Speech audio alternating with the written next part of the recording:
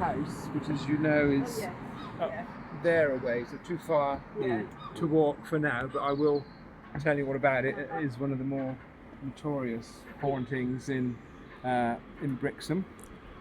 The initial story is about the squire who had a son, and the son was in love with a dairymaid, so again another unrequited love sort of story, and the squire didn't approve of their relationship, and he made his son go off to sea to make a man of himself, and so the son did as he was told, and whilst he was gone, the squire encouraged the poor dairymaid to take another husband, and so this is what she did. But unfortunately, on the day of their wedding, which I believe would have been up at St Mary's Church, the squire's son returned from sea and saw his beloved on the arm of another as she walked out of the church, and he was so devastated that he rode back to the house and he hung himself from a tree in the garden of the house, and supposedly the ghost is either the son or the squire, haunting the place, showing remorse for what he made his son do. So that's the basis of the haunting of Black House. Now, one of its more colourful owners, shall we say, was Miss Joyce. Have you ever come across her, or no? Right, okay. Well, she had the house for many years, and she is the brother of James Joyce, aka Lord Haw Haw, who was the propagandist for the Germans during the war. And one of the things that the ghost used to do would be to leave a light on in one of the upstairs rooms. Now, during the war, the air raid warden spent a lot of time knocking on Miss Joyce's door, telling her to turn the light off and to close the curtains in this particular room. And she'd always say it was her ghost. And not wanting to talk ill of the dead, but I sometimes wonder whether she might have shared her brother's leanings, and this was her way of helping the German war effort by leaving that light on to, show the German planes the British coast.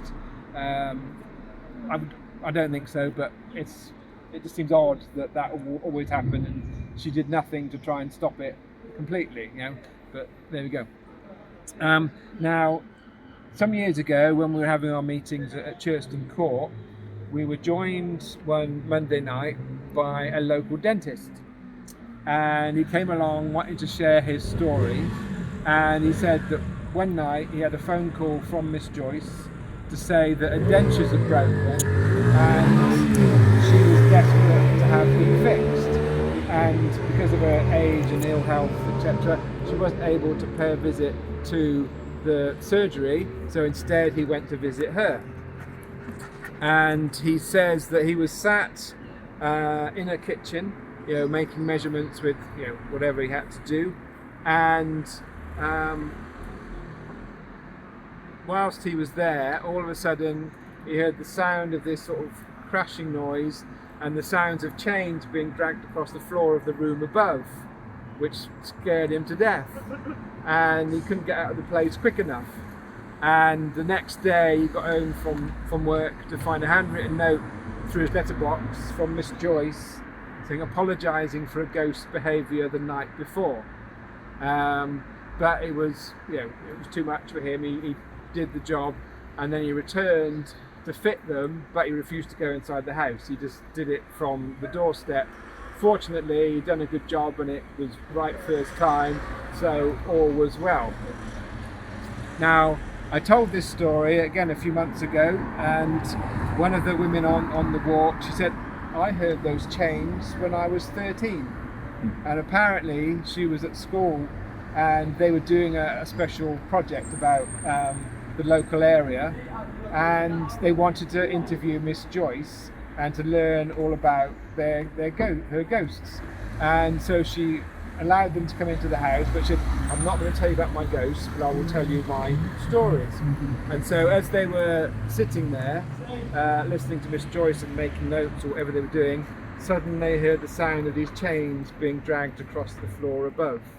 So that's, useful corroborative evidence of the same experience for two visitors to Miss Joyce's house. But I think in their case they were quite excited to experience it, whereas the dentist just ran away. Yeah. So that was interesting. Live there? I think it's been turned into flats.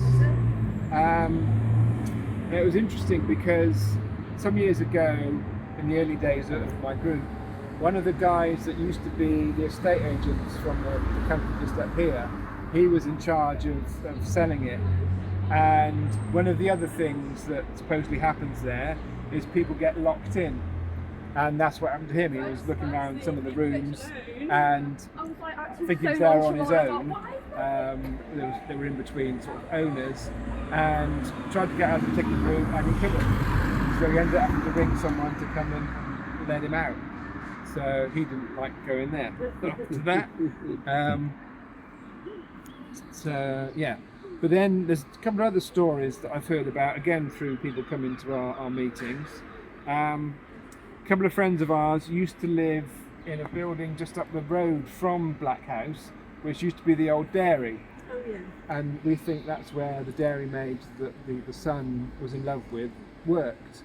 Now they were always complaining that there was this noise that would start early hours of the morning and wake them all up. What it was, they never found out, but there was also some unpleasant spirits in there that would frighten their children. They'd go into their room and they really sort of wanted shot of it. So once they joined the group, they then invited us to come and visit, and we found a rather unpleasant character still there. The back area was the yard, and there was some old outbuildings. The house they lived in was quite modern, but these old buildings were still there. And when the mediums went to investigate, they found this rather unpleasant character still living there. And when we do house visits, 9 times out of 10, when someone's called us in, they want something got rid of, but when the people that are sensitive to spirit walk around, 9 times out of 10 they find that it's someone related to the living, and when they know it's a relative, they no longer want them moved on. They're happy for them to stay, and then once the spirit has been listened to, they're happy to go on of their own accord. So it all sorts itself out.